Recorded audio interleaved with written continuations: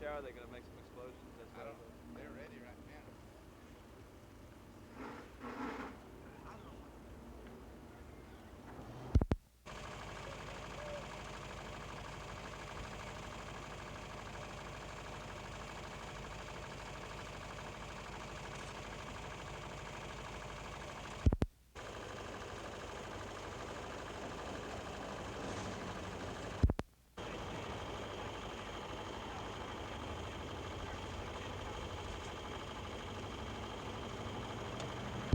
Truck.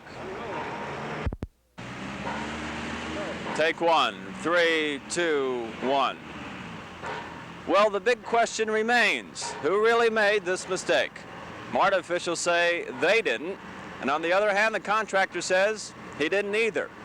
Well, if an agreement isn't reached soon, an arbitrator will have to be called in to make a final decision of who was really at fault here.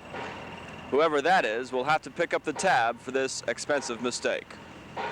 Ernie Bjorkman, Action News, along the East Line.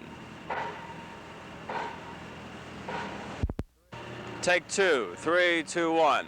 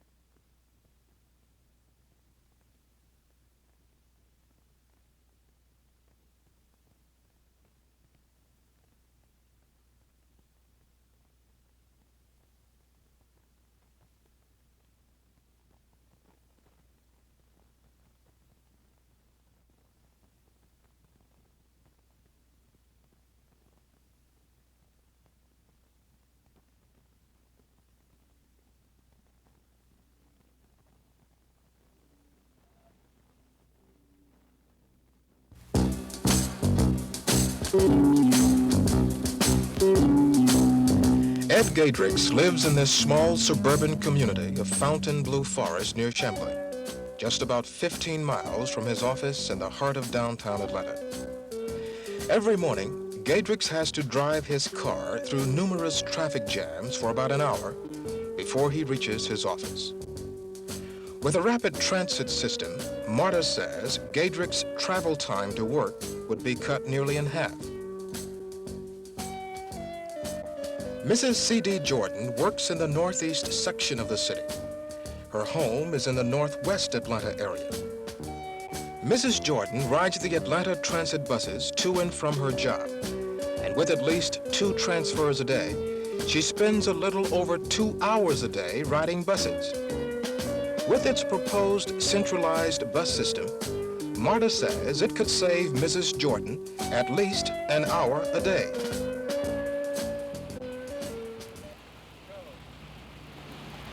That basically is what Marta is all about. A new massive transportation concept designed to move people faster and more economically. It will probably be easy to convince any of these people caught in this major traffic jam that another form of transportation, possibly rail, would be better than a crowded freeway. But what appears not so easy to do is to convince these people that they should pay an additional 1% tax to pay for the system and then wait nearly 10 years for its completion. But that, in a nutshell, is what Marta is trying to do as Atlanta begins the countdown toward the referendum. Marta is proposing for the metro area some 70 miles of rapid transit. This would include about 52 miles of rail transit and some 17 miles of surface bus routes. The plan calls for 40 rail stations and 8 rapid bus stations. But there are built-in problems associated with the Marta plan, and part of them are beginning to center around race. Some whites contend that the proposed system is designed mainly for the inner city, which everybody says will be all black in a few years. Many whites already live in the outlying areas, and now the contention is that the jobs are moving out too, so whites will have little reason to come into the city anyway. Meanwhile, blacks argue that low-income communities are being slighted by Marta. The most publicized is the Perry Homes community, where Marta intended to provide rapid bus service, but blacks insisted on a rail line. Blacks also insists on a guaranteed 15 cents fare for at least 10 years for the low-income residents.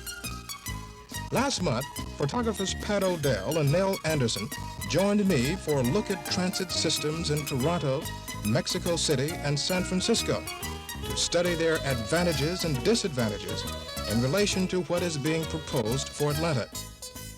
During this week-long report, we'll take a look at the Toronto system, which shows the best example of feeder bus systems linked to rapid transit.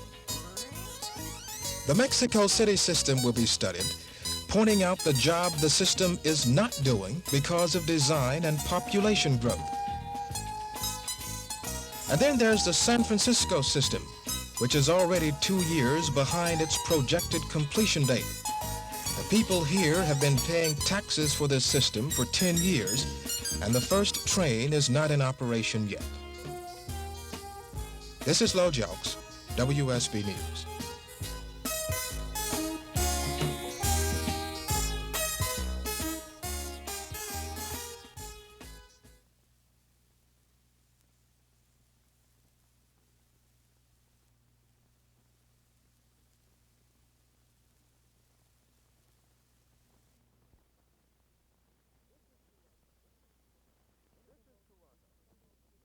This is Toronto, one of the most exciting cities in Canada, and the first city in North America to build a modern rapid transit system.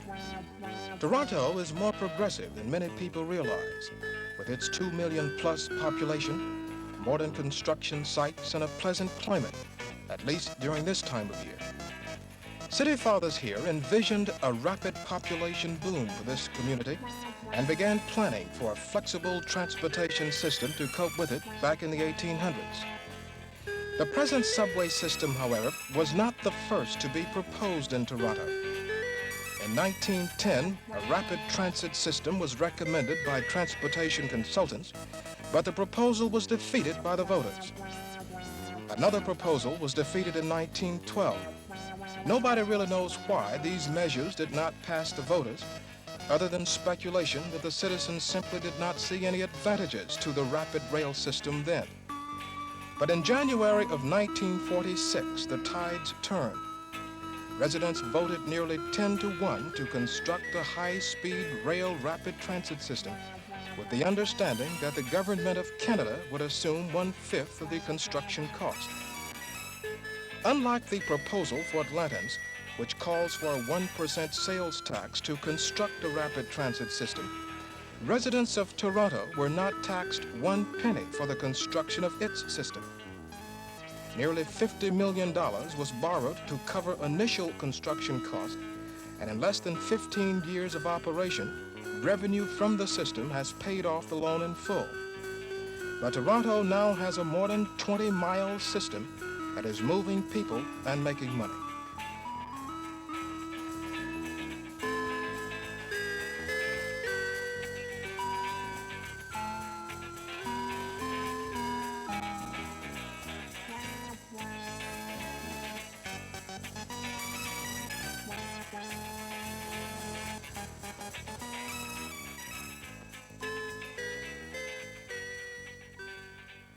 On any typical business day, more than 500,000 people will use the Toronto Rapid Transit System. Authorities here say it is not unusual to see everybody from businessmen and court judges to secretaries and students paying the 30-cent fare for the transit ride to their destinations. One of the major proposals of a MARTA plant is a transit system with 4 types of bus services: feeder bus, cross-town service, downtown service, and rapid busways. Toronto has such a bus system in effect, and here is how it works. Residents living in outlying areas or communities not close to rail stations can catch a bus owned by the rapid transit system. An additional fee is charged those persons living outside the metro area. Individuals living inside the metro area will pay only 1 fare for the ride to the station and the transit ride to downtown. Other aspects of this bus system in relation to the MARTA proposal will be covered in a separate report. One of the primary considerations of any transit development is its effect on real estate. In Toronto, properties doubled and tripled and sometimes increased as much as tenfold. Authorities tell us that 2/3 of all new developments in a 5-year period was put in place within 5-minute walks from the subway. Hundreds of large residential lots here, 175 to 200 feet in depth, were rezoned to accommodate high-density apartment buildings. This trend is likely to repeat itself in Atlanta, and much study should be given these station locations in terms of the area's growth potential. A new $35 million City Hall complex was recently completed, and another $2 billion in building is underway in Toronto. So the impact of rapid transit here is definitely being felt. Rush hour traffic that used to jam this highway moves well now mornings and afternoons, and officials attribute that to more and more people using the rapid transit system. But in other metropolitan areas, the picture is not as rosy. Mexico City's system is a case in point.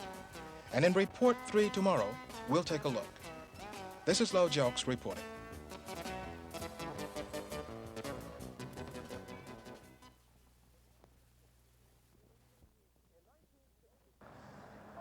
In 1962, nearly 10 years ago, voters here in the San Francisco Bay Area approved a bond issue for more than $800 million to construct what will be the most attractive and useful rapid rail system in the nation. Like some Atlantans, voters here were skeptical at first, skeptical of rapid transit. And now, some 10 years later, most people here have adopted a wait-and-see attitude.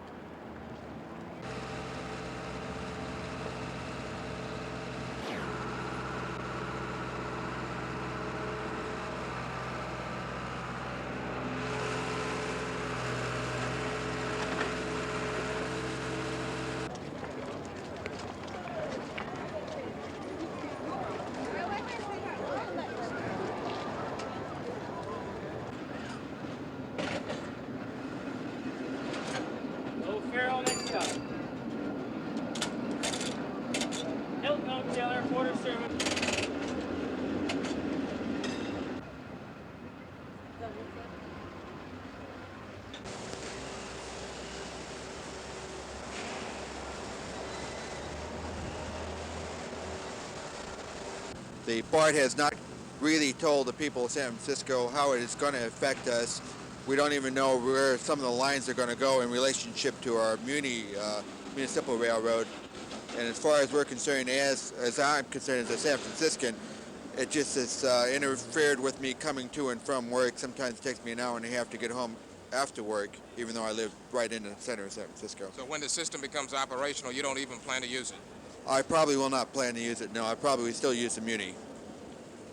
Well, I commute myself, so I probably will ride it a few times.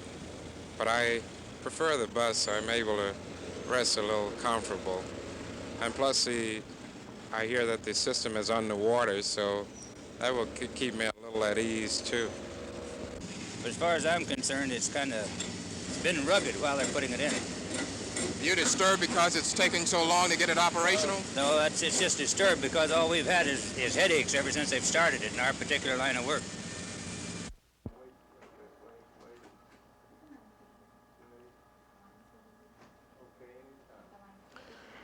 Mr. Stokes, you had a bond issue to pass nearly 10 years ago.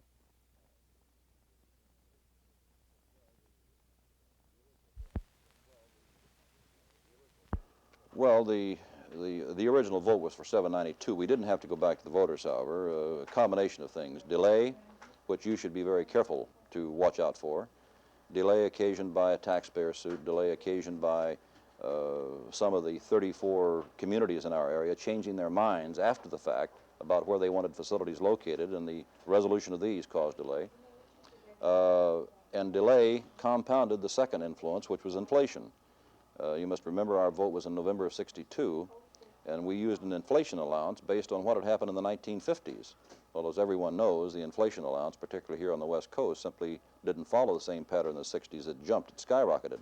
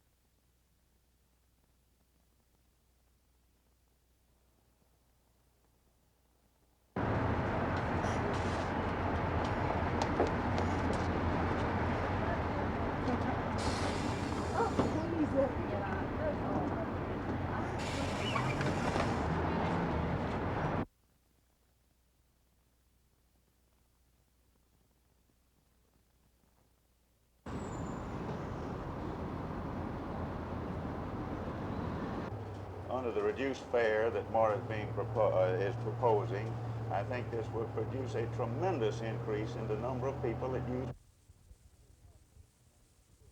service. We have made tremendous improvements. But under the rules of the game, under the context in which we have to operate as a privately owned system, we have no access to federal funds. The total cost of running the system and the tremendous tax burden must be paid by the users of the system. Within these economic constraints, there are definite limitations as to what additional improvements can be made. And the thing that worries me extremely much is the fact that inflation is continuing. Expenses are continuing to go up. And under the rules of the game that we have to play them, I see no alternative if these expenses continue to go up, that they'll continue to be fair.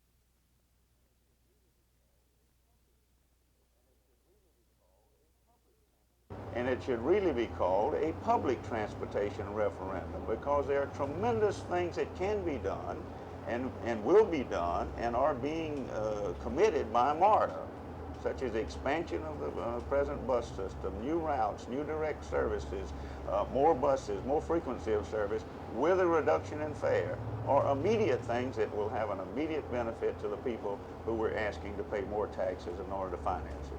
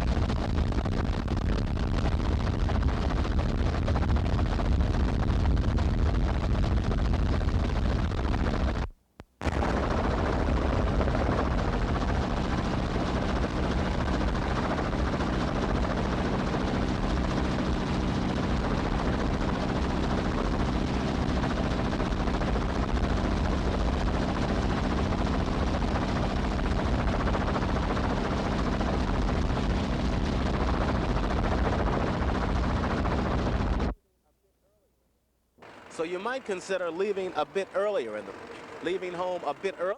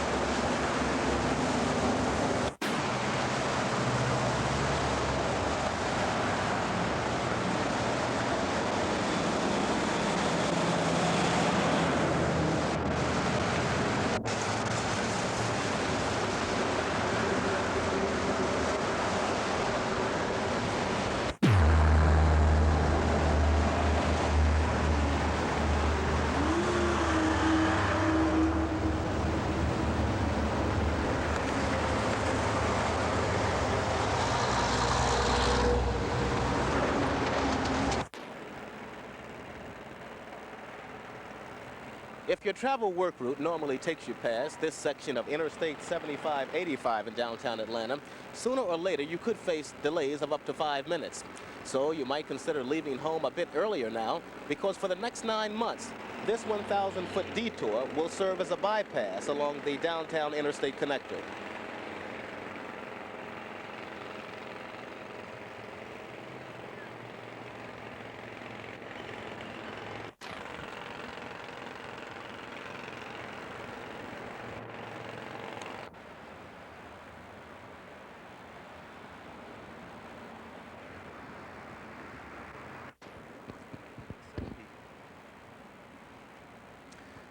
This 1,000-foot detour along Interstate 75/85 in Atlanta could eventually make some people late to work. This 1,000-foot detour I'll take it again, I'm sorry. This 1,000-foot detour along the interstate in downtown Atlanta could eventually make some people late for work. I'm Jim Thomas, and I'll tell you about it.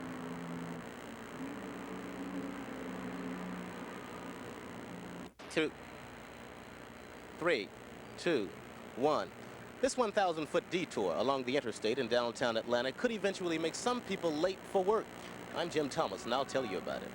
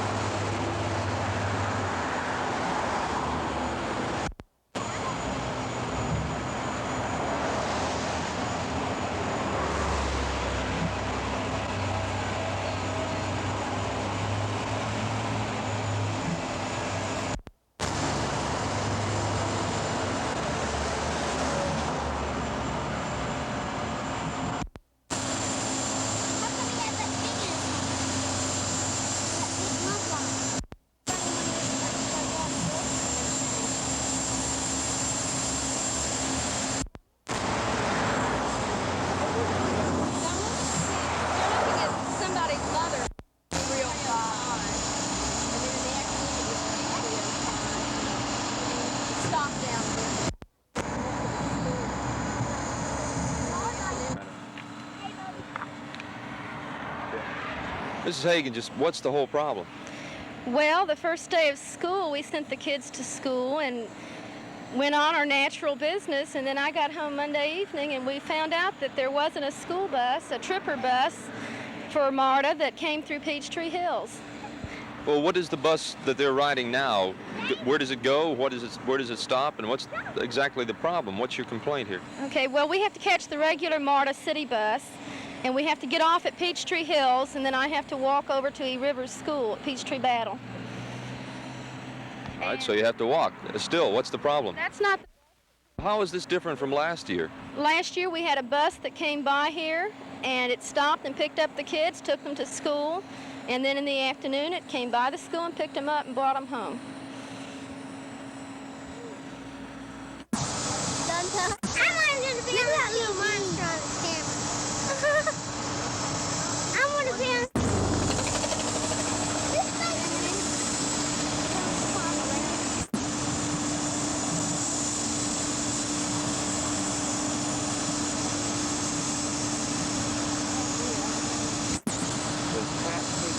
Well, yeah, Pat Hagan. H-A-G-A.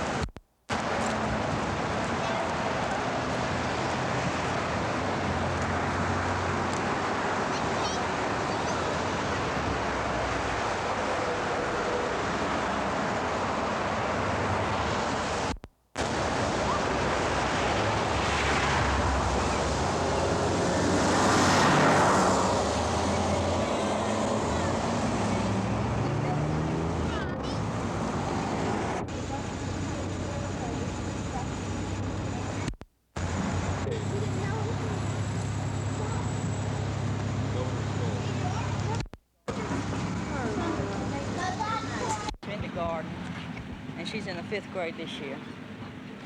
So you've been at School Guard Crossing for what, about 13 years. I was up at Christ the King before I came down here. Well, what about this crossing here? Is it dangerous? Well, they sure do need somebody out here. I would say it was dangerous the way the cars speed by, and then it's, you know, it's 3 or 4 different ways you have to watch out for the cars too, you know, when they come down here. Coming through here, making a left, let's see, your right turn, and then some of them will cross there, and then they come down this way and up this way, and if you don't watch them, they will dart out. The kids or the cars? Well, both. Is a bus needed so far as bringing children in here? Well, now, I don't have anything to do with the buses. No, I'm not saying you have anything to do with them, but you're a crossing guard here. Yeah. You must have an opinion on the safety of the... I would say a bus was needed to come up here with those kids that come, you know, down Peachtree Hills. I would say a bus was needed. So. Okay. I just need you about the bus again. Is one...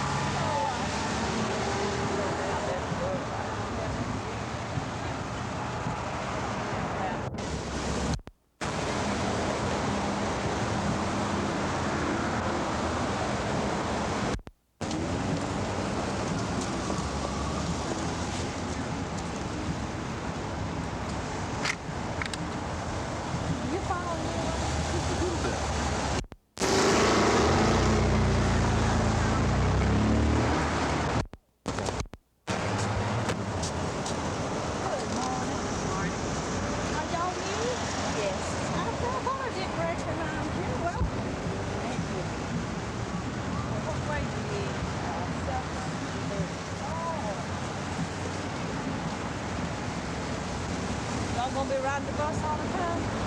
They'll be riding the school bus. No, on the river. You just come over here today.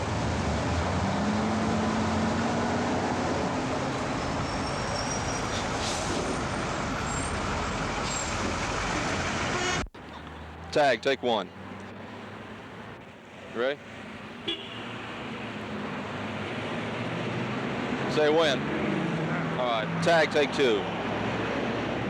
The school crossing guard calls this stretch of Peachtree a racetrack, especially during the times that youngsters have to cross it, going to and coming from E. Rivers Elementary School.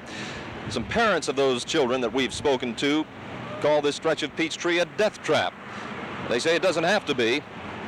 They add if anything happens to those kids who have to walk that block and a half or so to get here, they're going to blame MARTA. Across the street from E. All right, tag, take three. The school crossing guard calls this stretch of Peachtree Road a racetrack, especially during the times that youngsters have to cross it going to E. Rivers Elementary School and coming from the school. Some parents of those youngsters that we've spoken with call this same stretch of road a death trap. Yes, I guess so. I gotta go to work. I think Big Mama's coming.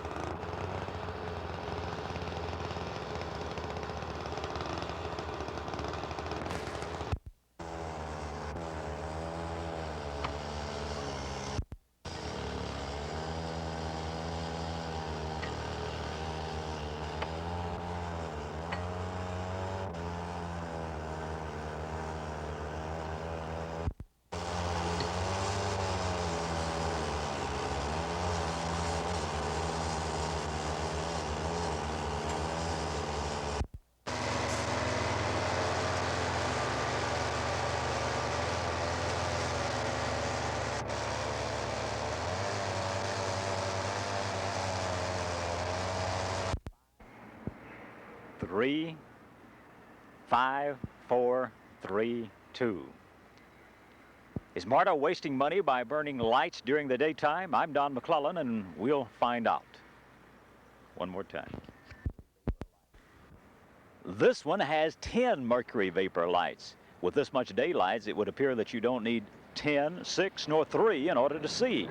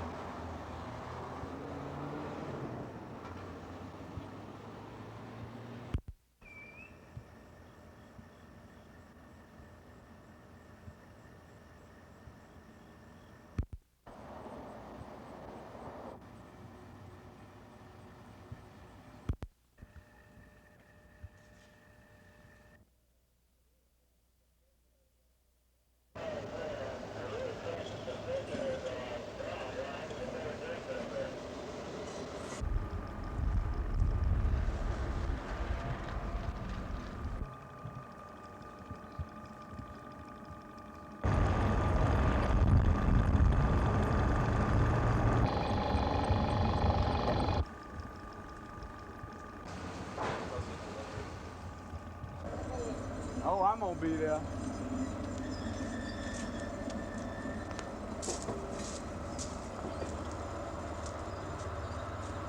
Well, I think we know now that it's extremely difficult, if not impossible, to fix a specific opening date for a rail transit system 3 to 4 years in advance.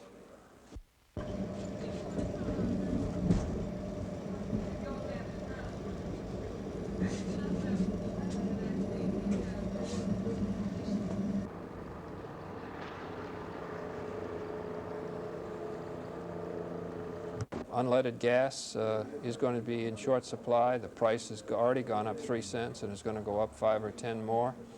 This is just a harbinger of the future. If we don't proceed to put MARTA in place, then the community is going to suffer when the energy crisis really hits us.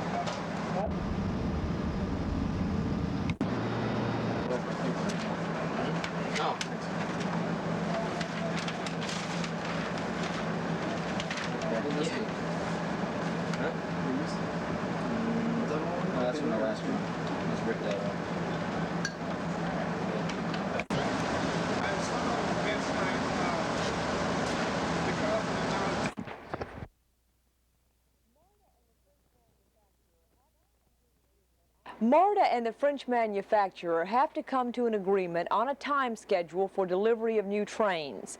We have a contract with the French manufacturer that calls for 20 new trains to arrive here by the first week of December. But the attorney for the French manufacturer says that they will have to rush the cars in order to get them here in time, and that could cause quality problems. So next week, they're likely to set a new schedule that hopefully will accommodate the July 1st starting date. Sharon McClama, Action News at the Avondale Yard.